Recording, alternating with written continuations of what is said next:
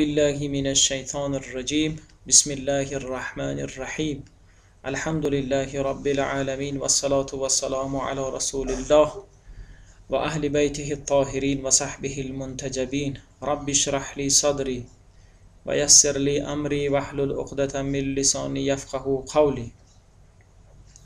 تا اینجا ما 20 آیت از آیت‌های سوره بقره را، یعنی از اول تا 20 را تفسیر کردیم و امروز انشاءالله از آیت 21 تا 25 را در ابتدا ترجمه تحت اللفظیش را عرض خواهیم کرد، سپس وارد تفسیر آن خواهیم شد که شاید 5-6 جلسه از ما مخصوص این 5 آیت خواهد بود، تفسیر این آیت خواهد بود، چون خیلی بحثی مهم و کلیدی در اینجا مطرح شده است. حالا من ابتدا آیت را بخوانم، این 5 آیت را، و سپس ترجمه کنم و آنگاه به تفسیر آن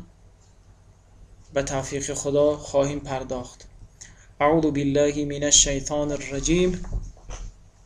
یا ایها الناس اعبدوا ربکم الذی خلقکم والذین من قبلکم لعلکم تتقون الذي جعل لكم الأرض فراشا والسماء بناء وأنزل من السماء ماء فأخرج من الثمرات رزقا لكم فلا تجعلوا لله أندادا وأنتم تعلمون وإن كنتم في ريب مما نزلنا على عبدنا فأتوا بسورة من مثله وادعوا شهداءكم من دون الله إن كنتم صادقين فإن لم تفعلوا ولن تفعلوا فاتقوا النار التي وقودها الناس والحجارة أعدت للكافرين وبشر الذين آمنوا وعملوا الصالحات أن لهم جنات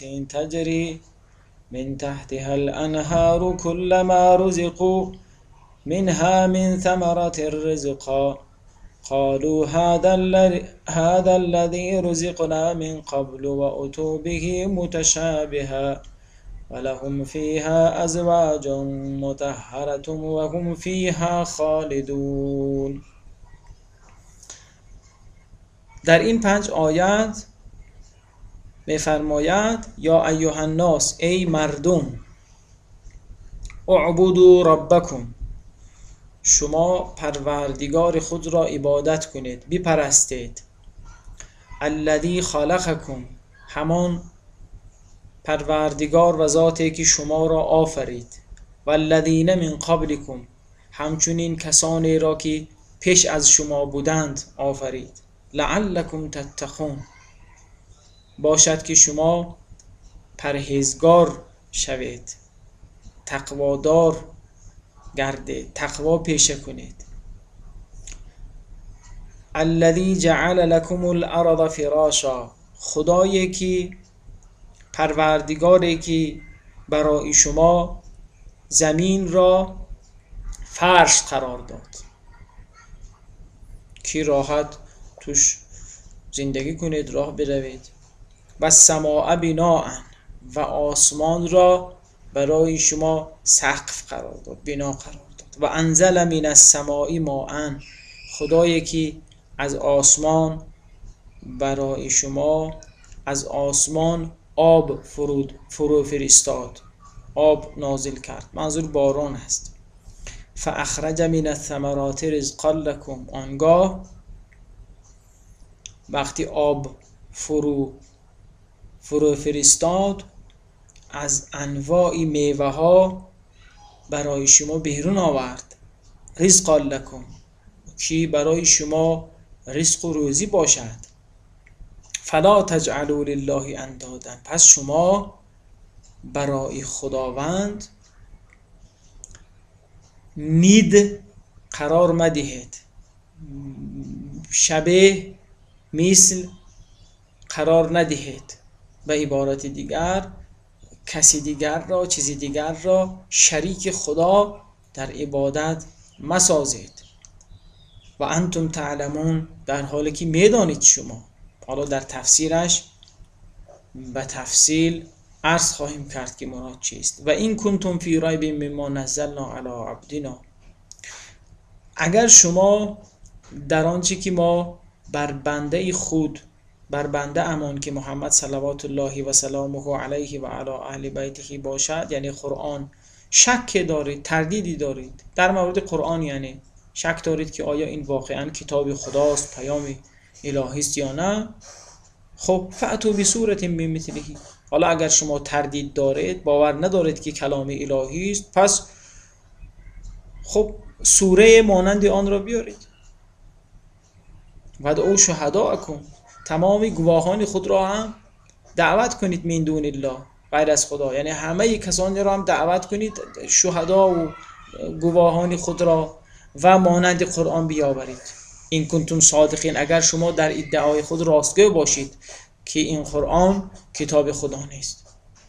فإن لم تفعلوا، که اگر نتوانستید، ولن تفعلوا، و بدانید که نخواهید توانست همچنین کاری را، یعنی مانندی سوره از قرآن را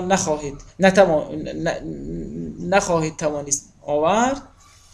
فاتقوا النار التي وقودها الناس والحجاره، چون نتوانستید و نخواهید توانست، پس از آتشی که هیزمهایش مردم و سنگ هست در روز قیامت خب بترسید. یعنی وقتی نگاه کنید آن قرآن کلام خداست، شما تردید روا داشتید، گفتید این شاید کلام خدا نباشد، خب خیلی خوب، با چه دلیل؟ آیا اگر این کلام خدا نیست، پس منظورتون یک ساخته پرداخته خودی پیامبره علیه بالله. خب اگر چنین است، شما تو دنیا بگردید، یک مانند این را بیاورید که اگر نتوانستید، پس معنایش این است که این قرآن حق است، اما شما لجاجت میکنید، پس بترسید از آتشی که هیزمهایش مردمان و چیز و سنگ است. اعدت للکافرین، این النار التي وقودها الناس والحجاره، آتشی که هیزمانش مردمانی گناهگار و سنگ هست، این برای کافران، کسانی که منکری قرآنند، کسانی که منکری پیامبرند، کسانی که اسلام را انکار میکنند، برای اینها آماده شده است. و بشر الذین آمنوا، ای محمد تو کسانی را که ایمان آوردند و عمل صالح، رفتارهای پسندیده انجام دادند، تو آنها را مژده بده، بشارت بده. به چی؟ ان لهم جنات تجری من تحتها الانهار، که برای آنها جنت‌های خواهد بود، باغ‌های خواهد بود که از زیر آن رودها جاری خواهد شد، جاری می شود. کلما رزقوا منها من ثمره، این باغ‌های بهشتی بگونه است که هرگاه بهشتیان از آن میوه روزی داده شدند، برای آنها میوه داده شد به عنوان روزی و رزق، قالوا هذا الذي رزقنا من قبل، این همان چیزی است که پیش از این هم ما در آن دنیا مانند آن را روزی داده می شدیم، برای ما فراهم بود. و اتوا به متشابها، و برای آنها مانند آنها آورده شد. حالا در تفسیرش به تفصیل خواهیم گفت که مراد چیست. ولهم فیها ازواج مطهره، و برای آنها در آن روزها زوجه های پاک خواهد بود، زن های پاک خواهد بود. و هم فیها خالدون، و بهشتیان در بهشت جاویدان خواهند ماند.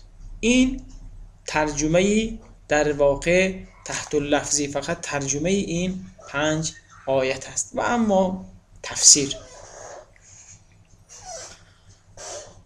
وقتی قرآن و شما هم از اول توجه دارید از ابتدای سوره بقره تا آیت 20 برای ما حالت و وضعیت سه گروه را بیان کرد. پرهیزگاران را، متقین، هدی للمتقین، بعد متقین را اوصافش را گفت، کافران را و منافقان را، و اینکه پرهیزگاران در هدایت از پروردگار خودشان هستند و قرآنم و اون هدایت اولی گفتیم بر اساس فطرت بود و چون آنها لبیک گفته بودند بر ندای فطرت و بر راه روان شدند که فطرتشان از آنها میخواست میطلبید، آنگاه قرآن برای آنها هدایت شد. و در رابطه با کافران هم گفتیم که یک گروه خاصی از کافران بر قلبهای آنها مهر زده شده است و همچنین بر گوشهایشان و در برابری چشمانشان، دیدگانشان پرده هست. در رابطه با منافقین هم گفتیم که آنها بیمار هستند، فی قلوبهم مرض، یعنی در قلبهای آنها بیماری است و چون علت این که بیمار هستند هم این بود که آنها درویگی کردند، نفاق از خود نشان دادند و آنگاه خداوند بر بیماری آنها افزود. آنها گنگ و کر و کورند. همه اینها در آیت‌های که تا اینجا خواندیم بود. بعد از این شروع کرد خداوند این آیت‌هایی که امروز خواندم تلاوت شد، اون وقت خداوند مردم را دعوت کرد، اعبدوا ربکم الذی، دعوت کرد به سوی عبادتی خداوند متعال، پرستش خداوند یکتا، و در واقع به این معناست که شما از این سه گروهی که برایتان برشمردیم سزاوار است راهی پرهیزگاران را شما بپیمایید، نه راهی کافران و منافقان را. تا آخری آیت 25 هم خب همه درباره همین است. اما نکاتی که در این چند آیات سزاواری توضیح و شایسته تبیین است حالا عرض خواهم کرد. یکی این که اینجا وقتی در این رابطه که خدا دعوت میکند مردم را به عبادت و پرستش پروردگار، میگوید فلا تجعلوا لله اندادا و انتم تعلمون، شما کسی یا چیزی را همتایان خدا قرار ندهید در حالی که شما میدانید. این واو در و انتم تعلمون واو حالیه است، یعنی مراد اینه که شما در هر صورت یک علمک دارید، چی انسان سواد داشته باشد یا چی سواد نداشته باشد، مختصر آگاهی بر اساس اون فطرتش هست که پروردگار او یکتاست. ما بر اساس سرشت خودمان، هر انسان اگر به فطرتش مراجعه کند خدا را یک ذات تنها و یگانه خواهد یافت، نه دوتا یا بیشتر.